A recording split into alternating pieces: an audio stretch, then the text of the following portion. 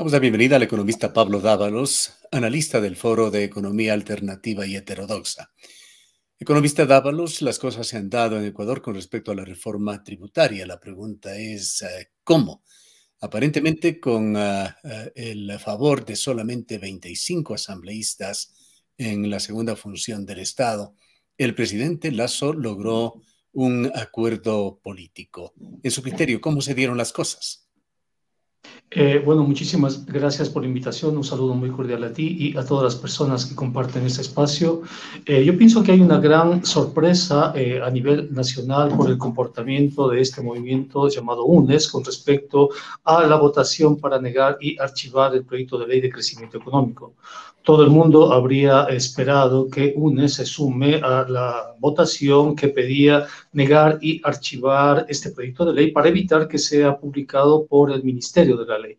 Sin embargo, de eso, el viernes anterior, la ciudadanía observó con, creo yo, muchísima sorpresa y además con muchísima decepción para muchos de ellos el hecho que este movimiento político en contra de su trayectoria, sus discursos y demás, decidió finalmente sumarse al gobierno, abstenerse de votar y gracias a esa abstención generar un vacío que permitió que este proyecto de ley finalmente entre por el Ministerio de Ley.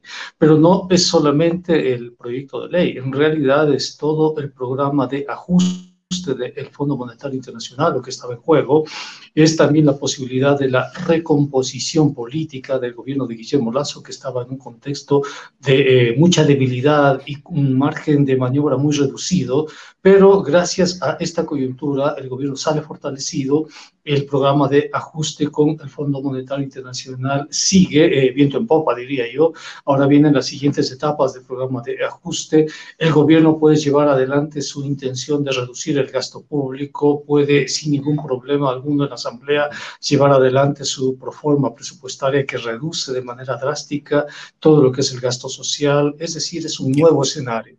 Antes Un de nuevo ir escenario al que el país está análisis de viviendo. la propuesta, quedándonos por el momento en lo político, se vuelve a cumplir aquella frase atribuida a muchos, pero hasta donde entendemos esa frase de Remigio Crespo, que en política en Ecuador se ve tostar granizo. Sí, efectivamente. Eso es la política, es la contingencia, es el hecho de que nunca existen certezas de que actores que habían tenido un comportamiento determinado en el último minuto cambian súbitamente de comportamiento, independientemente de su trayectoria, independientemente de sus discursos, el hecho que uno está pendiente de un cierto tipo de actores por sus ambigüedades, etcétera, pero quienes dan sorpresa a veces son actores políticos caracterizados por su madurez, por su trayectoria, por su firmeza ideológica, ¿no? Eso es lo La que el país ha visto en pregunta, esta coyuntura. la pregunta que surge es, ¿qué se va a dar por parte del gobierno a cambio? Fernando Villavicencio ha señalado que el gobierno no cedió, dice, pero que hubo presiones de todo tipo, que pasaban por libertad para Jorge Glass, llegaban hasta concesiones de algunos bienes del Estado. Sí, cabe suponer el hecho que una decisión tan potente como sumarse al gobierno para permitir que pase una ley como esta ley de desarrollo económico no es un acto gratuito, ¿no? Es decir, estamos ante la presencia de la primera minoría de la Asamblea Nacional. Recuerda tú que 53 asambleístas votaron porque se niegue y se archive.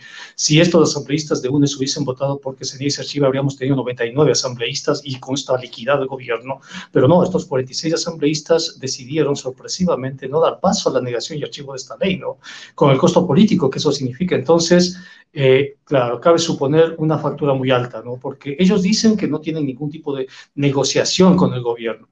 Si no tienen ningún tipo de negociación, significa que se abstuvieron y negaron por pura estupidez política, ¿no?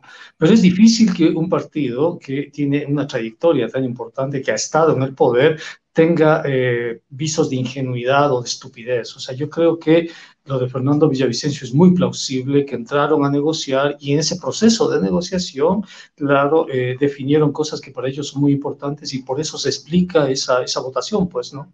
Se aliaron al gobierno en el último minuto y le salvaron políticamente al gobierno, le salvaron políticamente al Fondo Monetario Internacional.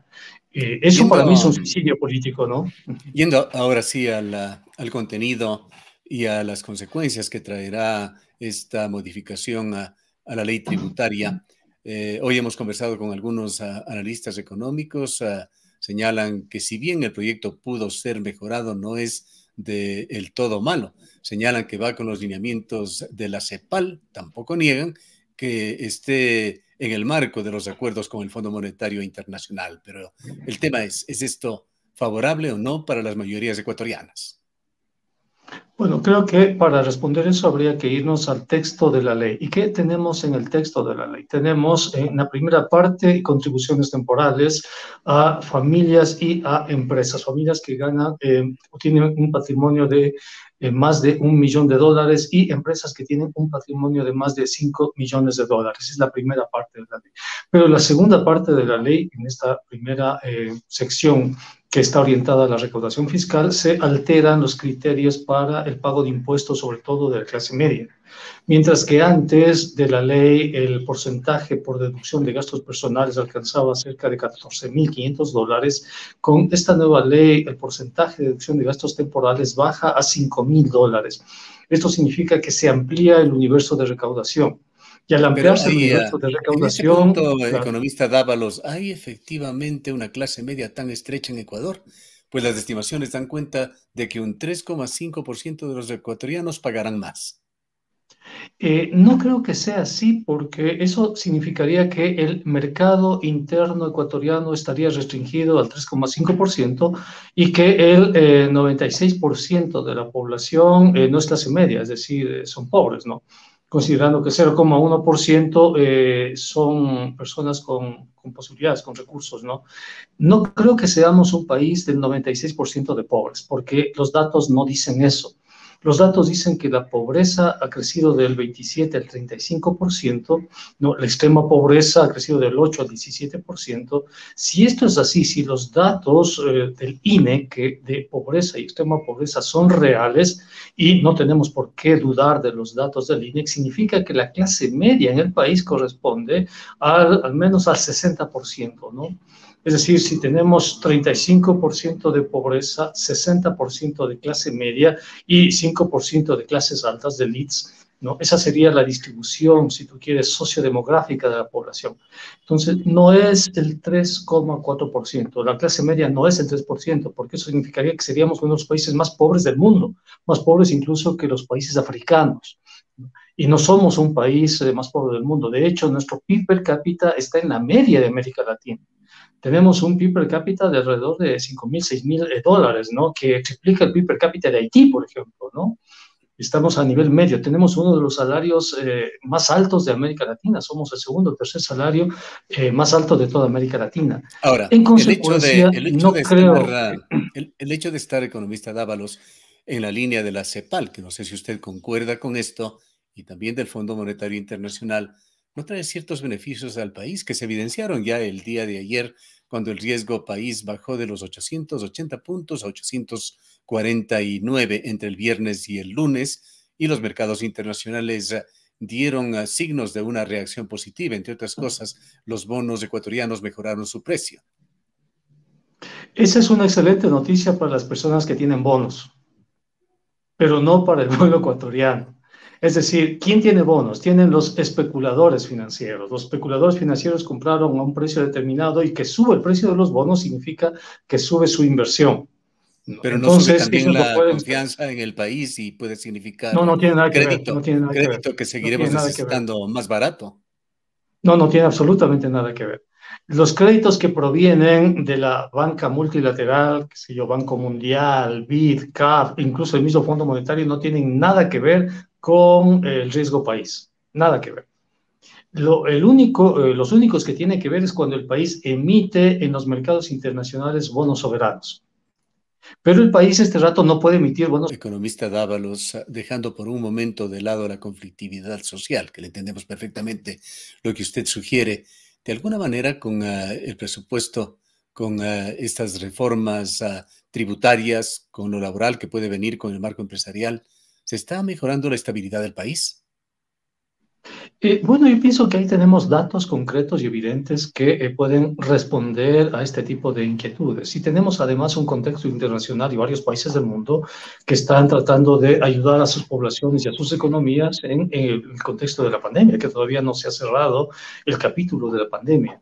¿Qué es lo que nosotros vemos en varios países del mundo? Vemos que los gobiernos están tratando de utilizar las herramientas que tienen para apoyar tanto a la población cuanto al sistema productivo, a las empresas a través de exoneraciones fiscales, a través de ayudas directas desde el Estado a las empresas, a los hogares, a los consumidores, inyectan dinero a la economía para lograr reactivar la economía en un contexto muy complicado porque todavía estamos en medio de la pandemia. Estamos viendo esa situación en América Latina, lo estamos viendo en el mundo, etcétera. ¿Qué es lo que vemos en el Ecuador? En el Ecuador, en cambio, vemos un gobierno que en vez de inyectar dinero a la economía, más bien extrae dinero de la economía.